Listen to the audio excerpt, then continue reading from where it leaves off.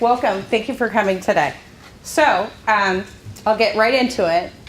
I'm going to talk about how to save, but in order to save, you need a budget to save. You need a goal. I think that a lot of people might randomly just say, I'm going to put money away, but you really need to have a plan when you're doing it, obviously to achieve a goal. Peace of mind. This is very important that when maintaining your money, it also kind of falls in line with your credit. So I'm going to get into that later, but that's a big component of where you're going to spend a lot of money where you probably shouldn't be. Plan for your future. If you fail to plan, you're planning to fail. So I'm going to give you an example of what I did with my 17-year-old son, who wears a size 16 shoe. Really hard to find them. So he wanted a particular Vaughn shoes from Ralph Lauren. And he knows that I'm not going to get it unless it's on sale, or we better get the best price. And I do it every single time and drive this poor kid crazy. But as you know, in high school, you know, what you wear is important. So he wants to look good. And we were going through, and he goes, okay, I found them, Mom. They're like here at Ralph Lauren for $43. So I'm like, no, they're probably somewhere cheaper. You just haven't looked enough. So in today's days of social media, people should be able to research and really find the best price. I mean, I was telling him there's really no excuse. You could like zoom through those websites. So of course I did it for him. We went through and we found them on 6pm.com for $29.99. So that's just a perfect example right there of right out the gate. I just saved money. So every time I go to purchase something, I research it. I want to make sure I'm getting the best price. So I don't, you know, he assumed Amazon. Amazon was like at 32 or 40, sorry. So you don't always assume that or Wish or wherever you decide to go is going to be the best price. It's not always going to be that way. So I definitely encourage, no matter what you do, gas, clothes, cars, whatever you get, research it. And there's a lot of other things that you can go through and get deals on. I'm sure you guys are all aware, Groupon, all that kind of stuff. Really into that. Like I hold up the line at Vons. It looks like I'm at Vegas because it goes cha-ching, cha-ching, cha-ching. On average, I save $80 to $100 every time I go. So I go online and I just click, click, click. One of the great things about social media now is they know what I buy. So they'll come back and give me deals on things that I buy specifically. And I just love that, right? So instead of paying $1.09 for those bananas, they give me a special at 39 cents. So a lot of them will do that. So if you hook into those, they do track what you buy and try to give you specials on those. But it's really worth it because you do end up saving quite a bit of money. Okay, save everywhere you can. So save on vehicles. This is again where I'm going to tell you about the loan. And a lot of people fall kind of in this facade where they're like, okay, I got a car and I got this loan, but really didn't look at the interest rate. So that $10,000 car is costing you $22,000. So when you're in there, if you're buying it there, I definitely say get pre-approved. Like for example, go with a credit union. They usually have the lowest rates. Our rates are 1.28 right now. So that way you're prepared before you go in. Or even if you're buying your neighbor's car, you know, somebody down the street, you definitely want to look. I actually don't like those Kelley Blue Book and that kind of stuff because I think they're all connected to each other. I like to go in and pretend I'm buying that same car at other places. And then I make my own evaluation of what that price actually is. Because TrueCar or Kelley Blue Book is in with the dealers. They're going to tell you that higher price. So again, it's back to research, right? You have to go in and kind of find it yourself. And don't always trust that what that person is telling you is the best price. Because it's probably not.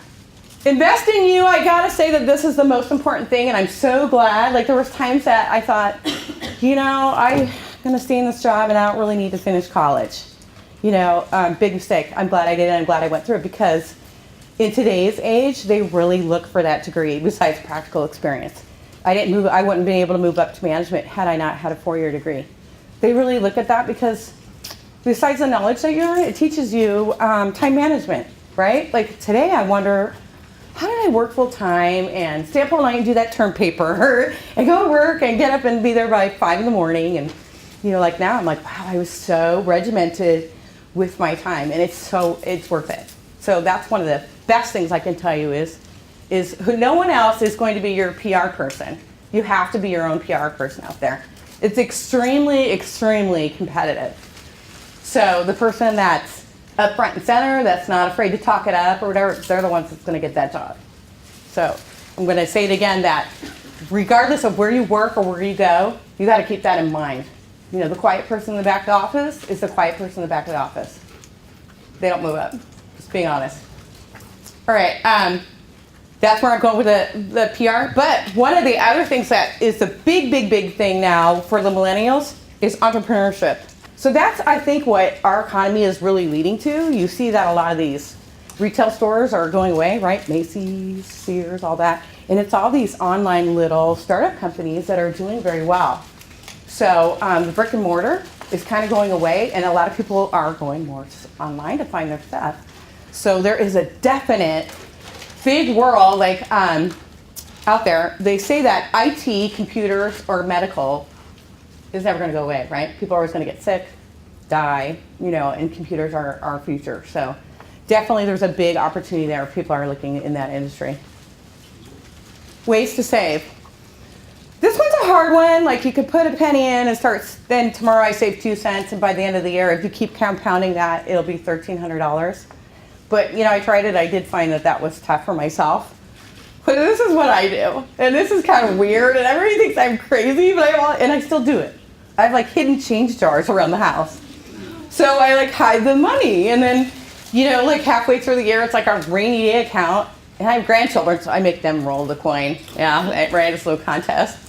But it really works. You'd be surprised how much to keep the change really works. Like, I come up with a couple $100 twice a year. I want to say it's close to $800. Just by every day I come home and I'll throw that change in a jar and then forget about it. So it's all really depends on your habits too, because I need to put stuff away and forget about it. Then I'll put it somewhere I have no access. So it's not on my debit card. You know, I have to get online, but I can't transfer it anywhere. So I kind of put myself in a stuck position on purpose. So that way I won't go spending money. But it's very, very important to save now. There's an app where every time you charge something on your card, the remaining change, it'll round up and transfer it to your savings. Ooh, I like that a lot. Don't know the name, but it's out there. Ooh. Sure, you can Google it. Well, yeah, I'll have to look that up. So instead of me physically keeping the change, there's an app. Well, who created that? What a wonderful idea, right? So definitely it works. So if you see there's an app being created for it, or people are putting that, it works. It really does. If you just keep socking that money away. 7 steps to a budgeting plan. So how many people have a budget? Ooh, just a few, okay. Gather your information. This is very important. I'm going to encourage you for one day to track your spending and look at the end of the day what you spent. Even try it for a week. You'll be surprised how much Starbucks, gum, sandwich, whatever you end up buying. I think people don't realize how much they spend on frivolous stuff. Like, I used to be a really big Starbucks coffee person, and I completely cut that out. I rarely go to Starbucks now because I felt like it was getting to be like a bad habit.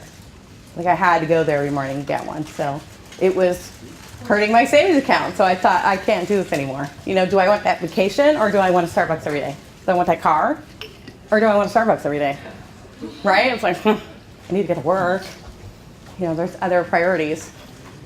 Know your cash flow. A lot of people, this is an issue. They think they have money in the account, and then it goes upside down. And so a lot of people aren't checking. Again, plenty of apps. I use my app all day long for my finance, you know, my account.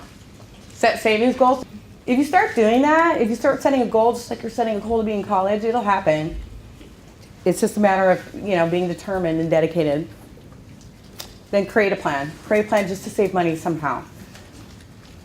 And stick to it. That's the toughest thing. Sometimes changes are needed, right? Car breaks down.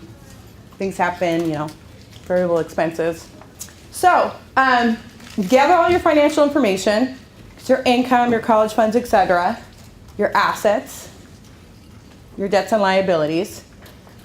And then, like you said, the apps, there's plenty of them. Like, there's a bunch right here. This is our CalCoast Manager. We have one online too, and an app that you can track it, but really is an excuse. You can track your money now right from your phone. See how you're doing. Visualize your full financial picture. This is kind of about CalCoast money. You can put all your accounts in one place. I'm not going to get too into that. This is what your app should have. It should include everything, and unless you have other expenses besides that's on here. But the reason why I'm telling you this is a big component in the business industry, or if you want to create your own business, is you need to have a budget You need to watch how much you're spending, and every year, like it's budget time for us at work, I have to figure out all the events we're going to, all the stuff, and you have to keep it in line. Like our fingers will get chopped off if we go over our budgets at work. So it's important, it's in everything we do. Okay, this also kind of purports to a loan. So what we call debt ratio is your income minus your expenses. So let's say I make $5,000 a month and my expenses are $2,500. My debt ratio is 50%. That's high. A lot of lenders want you at 40 or less. It's kind of tough to do. So that's another thing going forward. That's another reason why, even if my debt ratio is a little high, but I have money in the bank, they're more apt to give me a loan because I save money, right? I may be like spending a lot because I have college expenses or something might have come up, medical, whatever. But if I still have money put aside, that underwriter is more encouraged to give me a loan because I'm probably going to pay it back. Or I have a savings account in case I lose my job, I could still make those payments. So I'm going to press on this as major importance because this is, besides the debt ratio, your credit score are two huge components of getting a loan. And the reason why I say this, eventually all of you are going to get a loan. How many people want to buy a house someday, right? We all want to buy a house. Don't let anybody tell you that it's not going to happen, because it's going to happen, right? We have 100% financing up to $417,000. It's out there, right? You're all in college, you're all going to make the money. It's going to happen. I hate that when people, like when the media or people put that out that that's never going to happen. I was told the same thing, so Savon wanted me to bring up the story, so I will. I bought a home in the hood, City Heights. You know, we didn't go out very often, kept the home, and then as I made more money, bought another house. Well, everybody told me get rid of that house at City Heights. You're never going to find renters. It's like the worst area. I didn't listen to them because I thought this is a good investment. And now they redid that whole neighborhood, double the price of that house. So it's very important to set your own goals and don't let other people impede or their ideas change your focus, right? Because there are so many people telling me not to do this, right? Don't do that, or A, I work in the industry, I think I know what I'm doing. And B, the more people probably tell me that, the more I was like, I'm gonna do this. I still wanna buy more houses. You know, it's kind of my retirement plan, but again, it's a lot of this is your affordability and the credit. If you take care of your credit, it'll take care of you the rest of your life, I promise. Because when you get to a certain score, you just get automatically approved for a lot of stuff. So right now, like I'm approved at 3 places for an auto loan. I don't even have to go and apply. So that's the power of taking care of your credit. I'll never pay a 29% on an auto loan or credit card because I took care of it, because I made my payments on time. And I think out of saving or spending, that is the biggest component that people miss, is that they don't realize how much, when you put that thing on your credit card, how much you actually paid for those shoes or that car or whatever, because of the compounding interest on it. Unless you're paying that credit card off every month, you've paid too much for whatever you just bought. You're really paying probably double or triple of what it was actually worth. So again, I encourage you to stay away from them or only use them for emergencies. People get themselves in a lot of trouble with those. So back to just how they're calculating this. So we take income minus the monthly expenses, variable expenses, periodic, and then are you left with a profit? So a lot of people are in the negative or really close, so they don't have money to save. So that's when the other slide said change your plan. Then sometimes you need to go and revisit. Like, do I need to get my books online? Do I need to buy the used books? There's always alternative ways to try to look and save money. Like I said, with the groceries, right? With saving the $80, $100, it's well worth it. We use this philosophy when we're setting goals at California Coast, and in the industry, the banking industry, for about 30 years, this is pretty prominent. So they say be specific, measurable, attainable. So a lot of times they set them too high and they're not attainable, but that's very important, because then you just are disappointed or depressed if you don't make it. It's got to be relevant and timely. So this is just an idea of how to write it out. I want to save $1,000 to study abroad, take a trip, set up a special savings account. And there's something to be said about writing it out. I find when people sit down and write it out, that there's some type of dedication that relates to your mind that you don't forget about it. right? Because you sat and took the time to do it. It kind of seems like it's always on the back of my mind that if I'm going to purchase something, I go, right, I want that car, I want that vacation. No, I can't do that right now. But if you just kind of willy-nilly, I'm gonna, save money or whatever, I can tell you that the rest of your financial life will be like that. That's why the earlier you get control of it and get a budget and take care of your credit, the better off you're gonna be. The more you'll be able to buy that house, rent that one out, get the second house, or whatever you decide, open your own company, etc.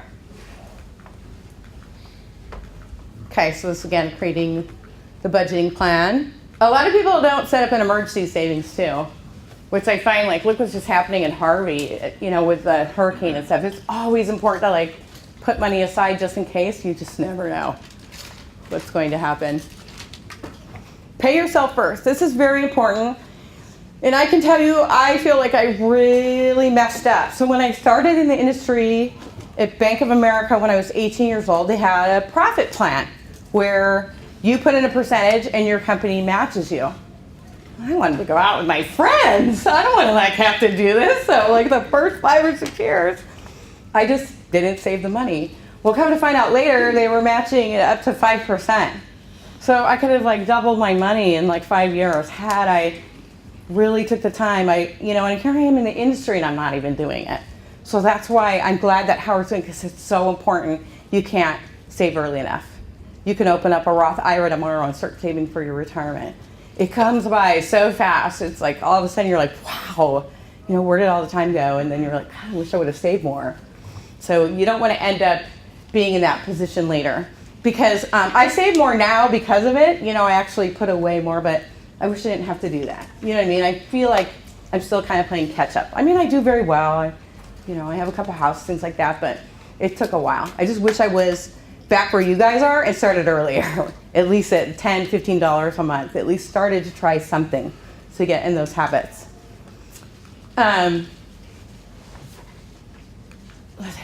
Let's see. So I'm going to show you the power of investing, and this is kind of what I was talking about. So Susan puts in $5,000.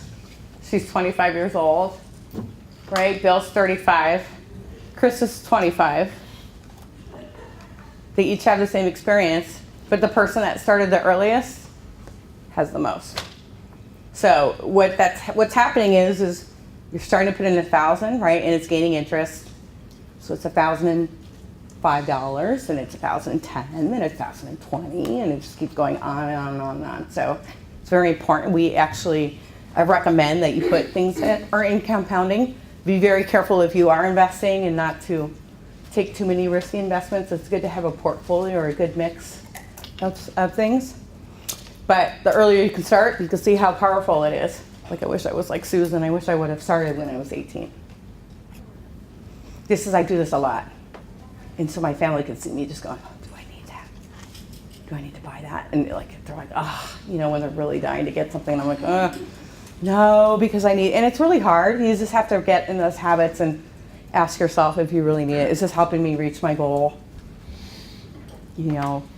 What's the worst thing that could happen if I don't buy that Starbucks today? I think I'll be fine, right?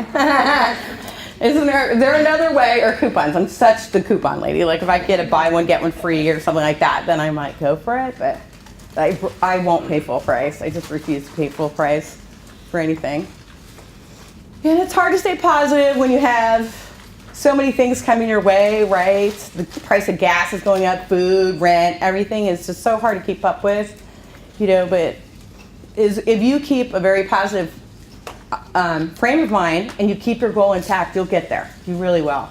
A lot of people think they won't, or, it's those negative thoughts in your mind that take over that you just they gotta go, right? You gotta just maintain positive, and I'm going to save money because I'm going to be buying that big house someday. Okay, this is if you had to make changes, just to reevaluate, be flexible. Of course, when holidays come, you're going to have to make changes to your budget, right? Because, it's always a season of giving. If you could make stuff or give stuff, or, I like to have my son make me little coupons that he'll clean or do this or something like that in lieu of a gift. I just think it's more meaningful, that he's willing to put in his time than buy you something. So that's always an idea, to do something that's just not going to cost you a lot of money. All right, So I'm going to start off by throwing it out for some questions. So I'm hoping that I will get a lot of questions. If you ask a question, you'll get a free pizza. How does that sound? How do you build your credit and how do you check it? So there's three. You can go to, excuse me, www.experian, experian.com and check it, or Equifax. You get one for a year. And the way to start your credit is probably going to be by a secured credit card. So if you have absolutely no credit, you could come down and put money down, and then we'll hold it in a savings account, and then we'll give you a credit card. And then once we show that you can pay it in 6 months to a year, then we'll actually give you a credit line. But that's how a lot of people start. Or the holidays, I think they're a lot more lenient. Like the Target might give you a $300 card to start, but once you get one, then they start sending you like 5 million. So you want to be really careful and not, oh, okay, I'm going to get this and this and this. You could take that auto loan and bring it to CalCoast or whoever, and we'll refinance it to a 1.28% rate. I just got my interest rate by 8%. So that's the refi. If you have equity in the car, let's say the car's worth $10,000 and you owe $5,000, you could take equity out there at a low cost. I wouldn't recommend it, but if you need to buy books or something that was an emergency, you could come down, refi the car, and cash out. So does refinancing mean that you're starting the commitment all over again? It can, or you could go in and say, I've already paid a year into this car. I don't want a 5-year, I want a 4-year. So we are able to adjust the term to what you want. So you could come in and tell me you want 2 years. So yeah, that's a great question, because a lot of people don't understand that if I already had a year and a 5-year loan and I refinance again, what she's saying is that I'm going to start over. So I've actually paid 6 years for that car. So a lot of times, right, you want to go back in and say, no, I've already paid a year, I want a 4-year loan, or the difference between that. Okay. What are some low-cost investment opportunities that we as students could start now? Let's say we don't have like $1,000. Let's say we have $100. So what I would recommend is starting a savings account. And then once you get up to $1,000, and we try to make it as low as we could, but I'm just going to tell you an offer that we have.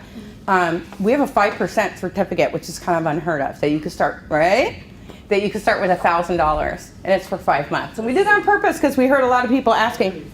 500? Oh, God, so once you get to 500, thank you. Did you say 5%? Yes, yes, I said 5%. See how shocking that is? So that way, you'll earn that for that amount of time. So you can put up to $5,000, but to put $5,000 away, I tell people you're going to earn $100 in the next 5 months. So we do have high rates like that. So that's really how most people start out, right? You get that savings account. Now I'm up to $1,000. I need to move this somewhere.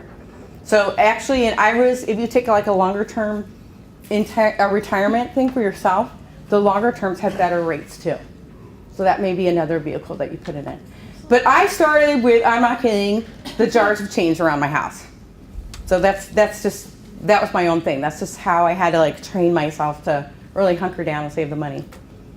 But if you have more money to set aside and you're just starting out, I heard you mention IRAs. What is the best option? An IRA, do you think you're going to need that money?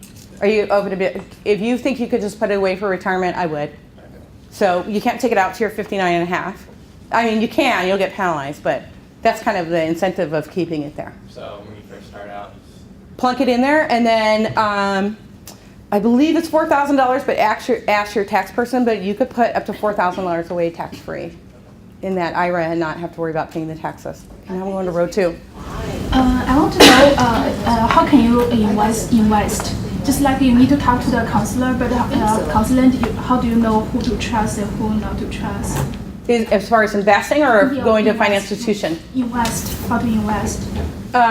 So they're all licensed. They should, I used to be licensed as an investment rep, so I think that's pretty good now. I don't think they should be sending you doing anything crazy. They could lose their license or be personally sued. But I'm going to just say personally, I'm a recovering banker. I worked in the banking, B of A, Union Bank, Citibank industry for a long, long time, and they're very big on profit, and that's why I moved to a credit union. So for example, B of A's auto loans rate today is probably about 4 or 5%, and we're at 1%. So the reason for that is I don't have stockholders. When you become my member, you're my stockholder. So that way I can take all the profit and give it back to you in a lower rate. And there is the difference between a credit union and a bank. Like if you put it in our particular, that 5% is a guaranteed, backed by the government product. But if you're actually going to sit with an investor, then yeah, there's all kinds of different products that are not insured. I personally don't like stock. I went with mutual funds. So not to go too left field, but if you're going to pick, and this is the easiest thing I've told people when I was the investment rep, look at the mutual fund and look what companies are in it. And if you shop there, take it. So a lot of mutual funds will have Exxon, Starbucks, Target, all this in it. I'm like, I'm taking that one. It's done pretty well. You know, I get pretty good average. I don't think it's rocket science. But if you're opening up this mutual fund and you haven't heard these names, don't touch it. You know what I mean? That's where you're going. That's where someone might be trying to put you in that mutual fund where it's not performing. And that's probably what you got to watch out for. Is they say, oh, we're going to pack this up and you're going to get a mutual fund, ABC mutual fund. And you're like, okay, I'm just going to listen to this investor and he told me the right thing to do. No, research it yourself. If you look in that mutual fund and there's not companies that you recognize, I wouldn't take it. Because we all know people go to Target, people go to Walmart, people need gas, that kind of thing. So, but we do have investment people at CalCoast too, so we could definitely have you talk to someone. So I don't have a credit card. I'm one of those people that's a little bit scared of a credit card. Very good, I like that though. I'm a bad spender. And I just want to know how you would advise somebody who's bad with money and how they would start. Get a low one, get a really small one, and don't ever increase the limit. So if you know that, and you could tell them how much you want. Like a lot of times they'll call, oh, we'll give you $10,000. No. I just want a $500 card. I'm just using it for purchases on the internet, right? Because I do that on purpose again because I don't want that card out on the internet with a $10,000 limit that someone's going to grab, right? If they steal my card, they won't get very far. But yeah, I just get the small limits. And then automatic payment, I do that. I set that up so I don't even have to think about it. So then I just know it's getting paid. I think that's the biggest thing that takes down people's credit scores, late payments, 3 points. Every time.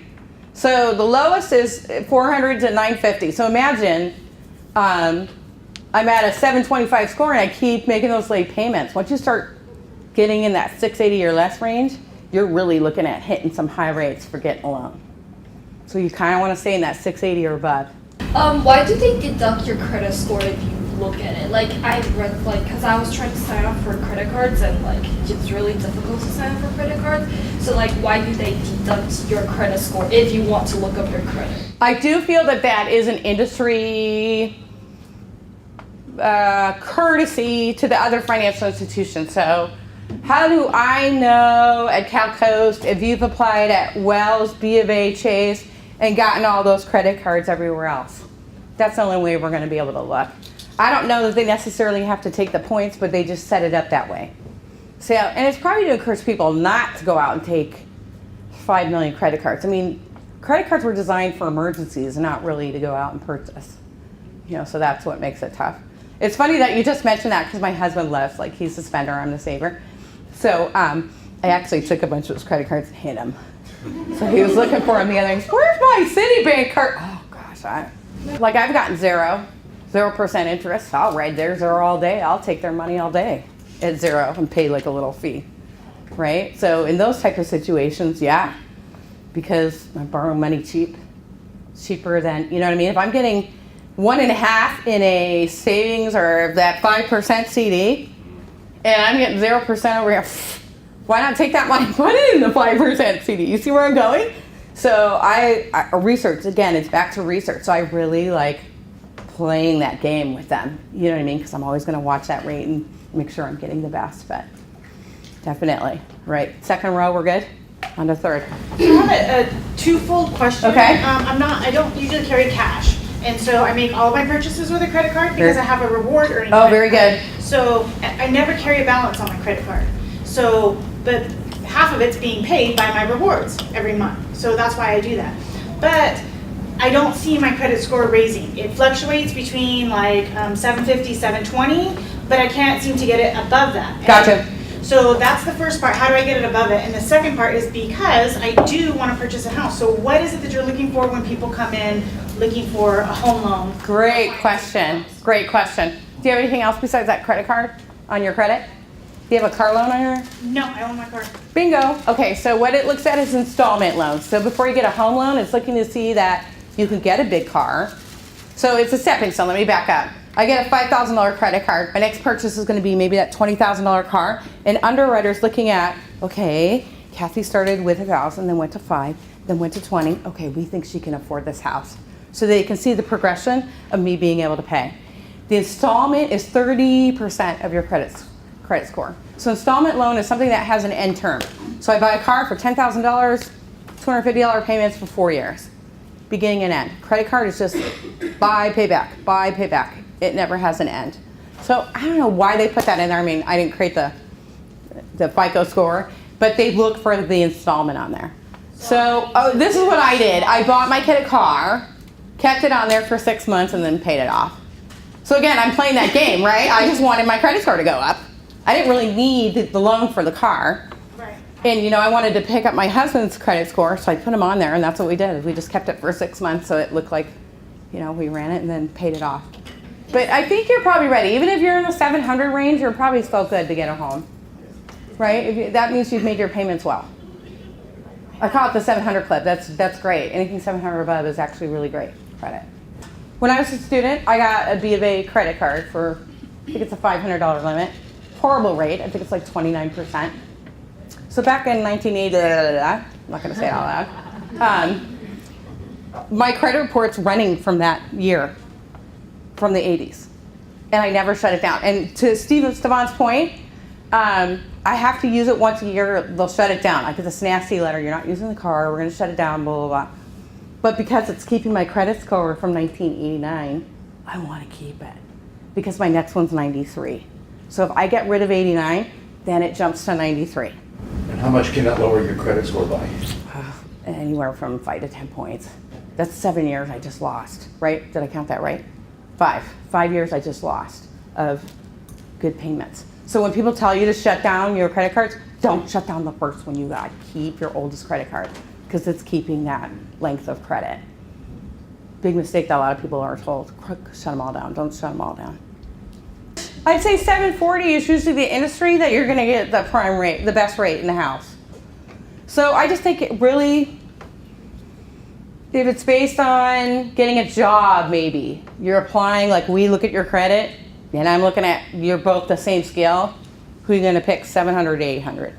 Probably something like that. Your insurance company might charge you a little more if it's on, but as far as like financial industry, 740 or above, you're good. You're going to get the best rates. I know you can sometimes periodically ask your credit cards to lower your interest rate. Is there ever a time where you might ask them to lower your interest rate and they actually raise it? No. So there's no danger. Unless you're late or you've Right. done something, yeah, or you haven't paid it 3 months or something, then they'll raise it. There's never any harm in calling up and asking. And you don't recommend store cards because the interest rate is so high. It is. It's really, I don't know a store card that's less than 24%. They're 24 to 29. So definitely. And if you do have those high credit cards, call today. And I love making them compete for me. Really? Because Chase has got this rate. So you don't help me, I'm going over there. You know, and they're like, oh, you know, you really want to throw it at them. Same with cars, no matter what. I'm like the worst. You never want me with you when we're fixing something. Like my family wants to go hide in the car. We'll wait in the car. It's going to be half an hour in here, you know. But I'll walk out with best price, you know. I'm not going to pay that. So I've never been afraid to call up and say, hey, my zero just expired, and I'm getting this zero from Discover, so if you don't hook me up again, I'm going. You know, and they'll be like, okay, let me call and see what I could do. So usually they want to keep your business. They usually want to keep you happy. We start out at $999. So yeah, we have something right now that's $288 for 18 months if you transfer over. So definitely. They have annual fees and all kinds of stuff, and I'm a recovering banker, I'm allowed to say it. I work for them, I know, so yeah. It's profit driven. So what about if you have with credit cards with other companies, but you want to transfer that balance to another card? That's exactly what Siobhan was talking about. So you can get $288 for 18 months. You can come in and bring in all your credit cards, and then we'll pay them all off. Well, I mean, like if you were talked earlier about keeping your longest standing card. Does that year transfer over if you go to a new card? Yeah, if you want to pay it off but not close it. Right. So you can do it either way. You can say, I want to close these 3 because they're high, but I want to just keep this one open and pay it off. But does it keep your credit? Yeah, it'll just pay off the limit and it just keeps it. But you'll get that nasty letter if you don't use it. You know what I mean? It says, if you don't use it, we're going to shut it down. You know, that kind of thing. But definitely. And a lot of things too is like, don't let people dictate to you how you want it to go. And if you don't like it, go somewhere else and get a second opinion. Because you're at the mercy of you're hoping that this person is giving you the best advice. So I always like to challenge people or call something else just to make sure, right? Because you just never know. Can you buy property with no money down? Yes, right now we have a $417,000 loan with no money down. And no private mortgage insurance. Under what situations would you recommend paying points on the mortgage?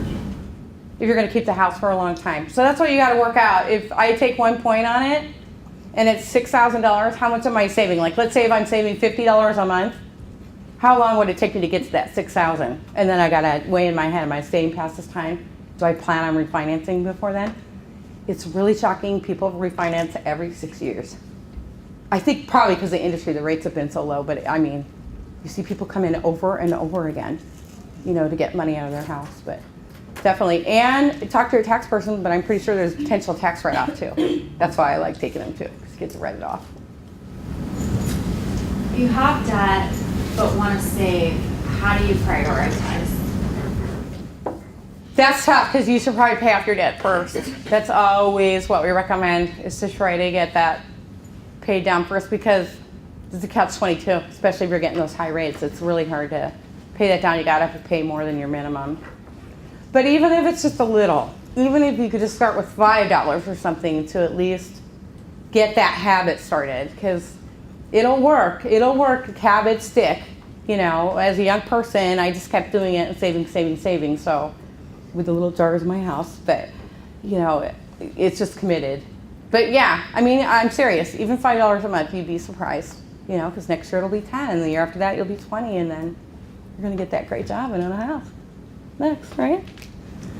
Before you have a credit card, say you're using your debit card, and for some reason the billing, or you stop paying the bills or whatever, and it goes to a collection agency, does that affect your credit? Yes. Okay. They'll put it on there, and that could tank you up to 100 points, collections on your credit. So you don't want to let it go there. Especially, like some people moved out or didn't pay, let's say the carpet needed cleaning or something, and you owed another $100 or something, and you've walked away. It'll end up on your credit. I'm going to tell you a horror story. When I got my house, I sold my car, and I sent in the transfer paperwork, and the guy got a ticket on my car, and that was on my credit. So I had to explain, go down, and it wasn't worth finding the guy and all that. I just paid it, right? Because it was just too much hassle. But lesson learned, right? Check your credit every year. Because I was like, are you kidding me? And of course, all the fees, and late fees, it was over $100. I was like, oh my God. But they stopped the loan. They wanted it paid. Because guess what? The county could come and put a lien on my house for $100 if they wanted to. Are they really going to do it? Probably not. But if you owe somewhere else and you have any type of collateral, a car, house, they could put a lien on it. That means you're never going to sell that car or that house until they get paid. So that's why you don't want to let it go that far. And if you need help, I mean, that's why credit unions, or if you banks or somebody, that's what they should be there for. At least that's what we're here for, to come in and help you work through that. People come in all the time and need loans because they owe tax money or things like that.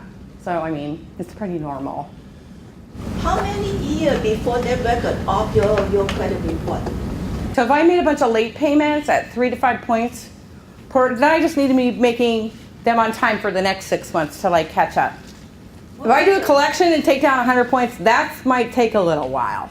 Because I got to get it paid off, I got to get it cleared. And that's another thing that happens is I pay the court. The court's not going to let let them know that I paid it, so it's still on my credit report. A lot of people don't understand. I'm the person that needs to go back and show I paid it. Otherwise, it just stays on there. So a lot of people think, oh, I paid it. So the credit people must know. They don't know. We've had plenty of home loans that have come in like that, and we're like, I paid it. And we're like, well, okay, but it was never recorded with the credit bureau.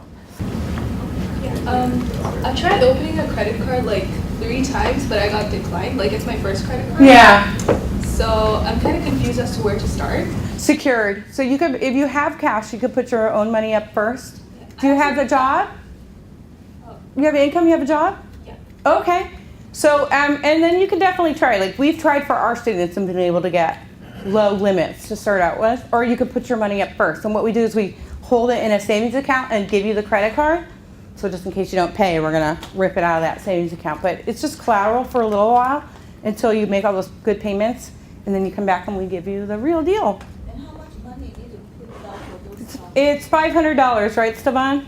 So, I guess like a little bit of anecdotal, especially because we're all in community college and a lot of us are looking into transferring. And in a perfect world, we can't all either pay out of pocket or get scholarships and fully cover it. I went to, when the North Department, I went to Mission Fed, and Mission Fed says they don't do student loans anymore, that I have to go to a bigger bank like Wells Fargo. And I don't have no idea what the heck federal loans are and whether or not going to. I would not go to a bank. If like, are you going to state? Do you know where you're going? Every college campus is going to have a FinEd center on it, and that's where you need to go. They have special programs from like Sallie Mae at 3%, and some of them are deferred. Like you don't have to pay until you graduate and get a job. And those are like the best, right? So the stress is off you. I could borrow $50,000 for my college education, and now I don't start paying it back till I get a job. So it's the opposite of what you want to do when you get a car loan, as opposed to trying to go and get a loan somewhere else at a bank, go to the school itself. Yeah, start with them, always. They will always get the best programs, even here, even the FinEd Center. And then apply for as many scholarships as you can. They're all over the place. Go on Lowe's and Target and everywhere. That's what I tell my son, just apply as many times as you can. Because guess what, a lot of people don't do it, and you might end up getting a lot of money. So it's definitely worth it. It's just like a little online form. So we have something that's called, and it's only on our underwriter credit reports, but we have your FICO score and we have like a bankruptcy score. So what that is doing is guessing if you're gonna go bankrupt. The higher the number, the worse. Like you could have a good score and then this bankruptcy score is like 900, right? Then the underwriter's like, oh my gosh. And that usually happened because someone had a foreclosure or something, right? Like years back.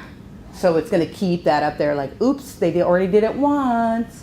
You know, just so you can ask questions or whatever. But a lot of people have recovered. But when we, like the underwriter credit report's gonna show me that I have this from Sears, and it's gonna show how long I've had it, and then it's gonna show a counter on here and how many times I raised the limit, paid it back, raised the limit, paid it back, and then it's gonna pop up if I've been late a couple of times. But it's really looking at your usage and if you're paying it off. And that's just gonna keep raising your score.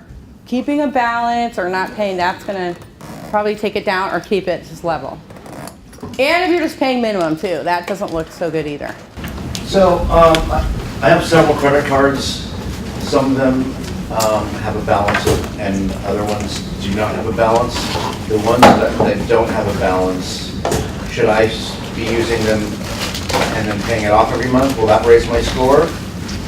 Like for little things, you know, like, I don't know, like Netflix subscription, just automatic. No, I mean, as long as it's open, it's looking at that year. As long as you're using other ones, Okay. it's still looking at the ones that you're using. Okay. I think like what she was asking, it does look for an installment loan in there. So if you don't have one, or you just want to get like a loan to pay off a credit card, or just get it and pay it off in 2 months, then at least you got it on your credit. Thank you all for coming. And again, if you have more questions, you could come see us or come see Stevan.